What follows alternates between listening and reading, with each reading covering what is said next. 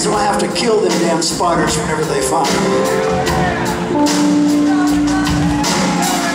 And my great-grandmother, her name, we called her Gran-Gran, which is a really perfect name for a great-grandmother. And her husband we called the General. And I don't think the General was actually in the military or nothing, but he could drink any man in Lauderdale County under the table back during the Great Depression. And my granddad used to tell stories about his dad. And when he was a little boy, he would drive his dad to the bootlegger in the whorehouse.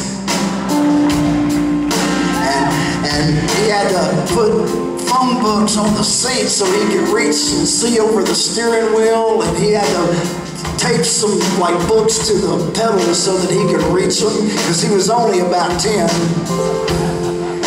And my grandmother, she grew up in a Christian home out in McGee Town, and she just couldn't understand them stories that my granddaddy was always telling her about his upbringing. And one day she said, "Didn't you feel strange driving your driving your daddy to the bootlegger and the whorehouse?" To which my granddad replied, "I was 10 years old and I was driving a Cadillac. I would have driven that son of a bitch to hell if he asked me to." Gran keeps a box of spiders. Said they're on me when I sleep, waiting in the outhouse for me,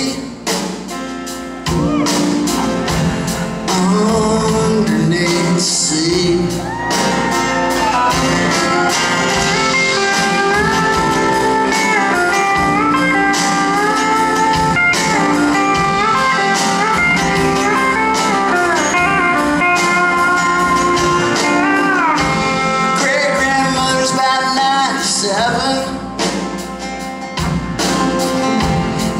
Sure, when she gets to heaven,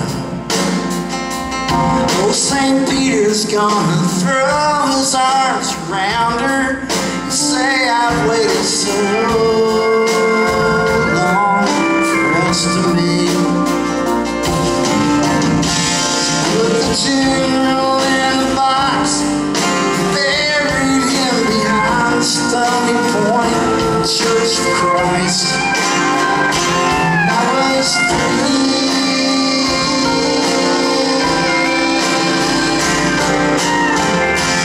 When the Lord comes to take me, I die with a smile,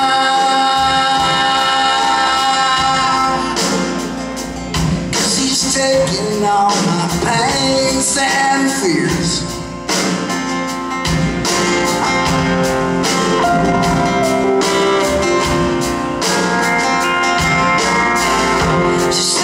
General's last words were, "It's hotter than hell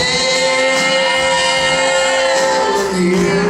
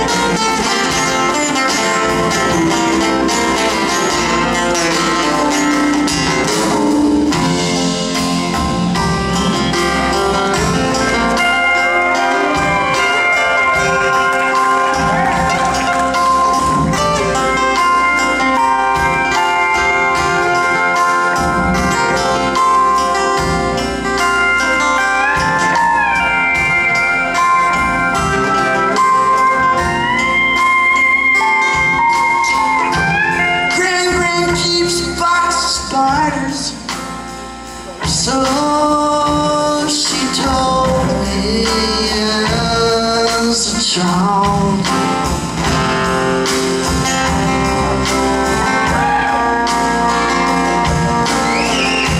And I went home